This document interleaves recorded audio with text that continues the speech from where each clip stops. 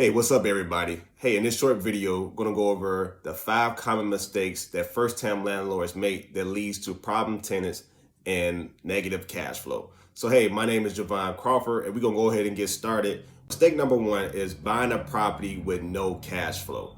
Mistake number 1, so buying a property with no cash flow. So how did this happen? So when you buy a property, you want to make sure when it comes to a rental property or income property that you're buying a property that's producing income.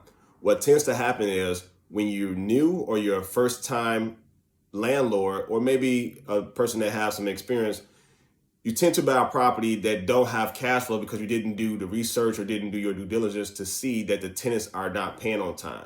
So this is one of the mistakes that tends to happen, is not getting cash flow when you first buy the property, or failing to get the rental roll, which allow you to see what the tenants are paying. So what's a rent roll? A rent roll is showing you the income that's coming into the property, and they also show you the expenses of the property. So you want this rent roll so you're able to verify what is coming into the property. So before you purchase it, you want to be able to know what is coming into the property, and you also want to verify it. If they don't have a rent roll, you want to be able to see it by the bank account. You don't want the seller or the seller agent that's representing them to give you a written form where they can make up any numbers. You want to be able to verify this, and this will allow you to make a clear decision if this property is the right property for you.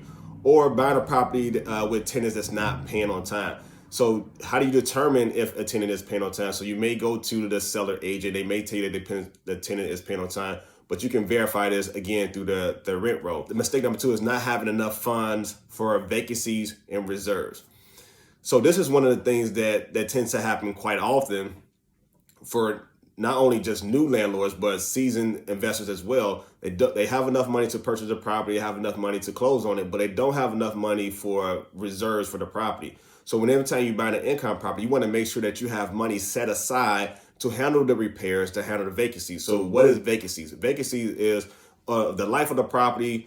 You have tenants. There's going to be a time when the tenant is going to move out, and you want to be able to account for that month or two of trying to rent that unit out again, or making some minor repairs. So you want to make sure that you put money to the side. So how do we go about putting funds to the side for these repairs and vacancies? So you can start by doing 5% of the gross income.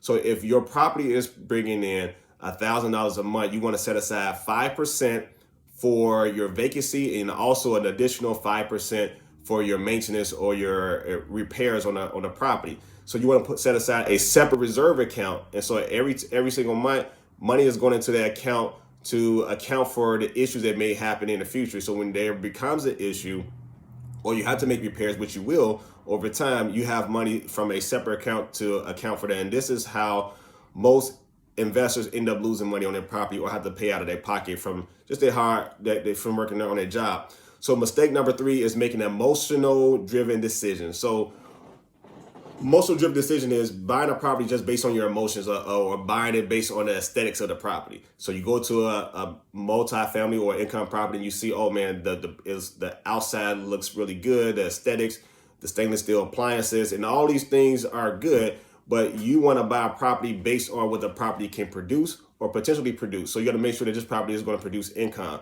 And what tends to happen is when you buy it based on your emotional driven decision, you can end up overpaying on the property, or spending more than you need to spend on the property, and end up losing money because you didn't assess the income and the expenses that's coming in on the property.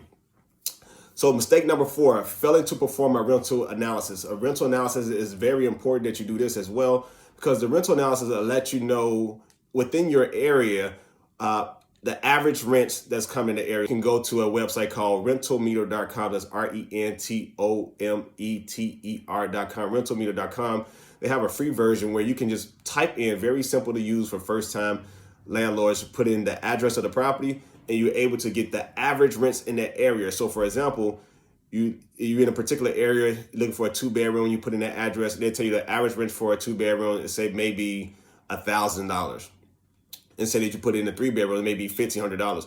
Now you know when you buy a property in that area, the potential gross income you can get from that property for a 3-bedroom is $1,500. For a 2-bedroom is $1,000. So now you're doing your own due diligence. So when you're speaking to the seller, or you speak to the seller agent, and they have a tenant that's in there, and say for a 3-bedroom, the average rent in the area is at $1,500, but the tenant that's currently there is paying $1,000. So now you know that that's under market. So you know that you have some potential to get some upside on that property, because that property can make you $1,500 for a 3-bedroom. And you may have to do some repairs, and you may have to do some other things, but you have to remember too that you have to go off the contract and make sure that you're looking at the lease that's on these properties, and you have to abide by these leases and go by the lease terms. And then you can set up a plan with you and your team, or your property management team, where you guys can come in and make some repairs. And the next thing is too, you have to remember that if you don't perform this rental analysis, there's no way for you to really understand what that property can produce. So you want to make sure that you're going to rental meter, you're doing your analysis. And also you got to remember too, that you may buy a property that what you can get for those units. So that's why you want to make sure that you are doing your due diligence on this property. And finally, mistake number 5 is renting to problem tenants. This has become one of the biggest issues that's causing landlords to lose money. Not only is causing landlords to lose money, a lot of the what we call mom and pop investors, or some of our aunties and grandmothers that's got started in the business, they have one property and they tend to have a very bad taste in their mouths of becoming a landlord, because they haven't ran it as a business. They may collect the rent themselves, they may do all the work themselves and do all the plumbing, but if you set it up from day one as a business and you automate the process, then it allow you to have less headaches on the property. Also, when it comes to handling tenants, having problem tenants, you want to make sure that you have a strategic tenant screening process in place that will allow you to check the history of the potential tenant. Because what happens is, if you're not doing you don't have your strategy, you not screen correctly, you may get someone that don't pay on time, someone that you could have vetted and did your research on this individual before receiving that person into your unit. You also want to make sure you're setting up a time, or your team is setting up a time to meet with the individual, so you can get a chance to speak to them, talk with them. And also there's things that's in place that you want to make sure that you have. Our team, we tend to have a certain type of credit score that you need in order to qualify for our unit. You have to also have to be on your job for a certain amount of time. These are measures that help us to get the right tenant. And it's not guaranteed that you'll get the right tenant and you still have something that slipped through the crack, but these are parameters that we put in place to help us to get the right tenant, where we minimizing process changes depending on the state, and the landlord laws, it depends on the state. So in certain Midwest states, or a state like Illinois, you can take you anywhere between 6 to 9 months to evict a tenant.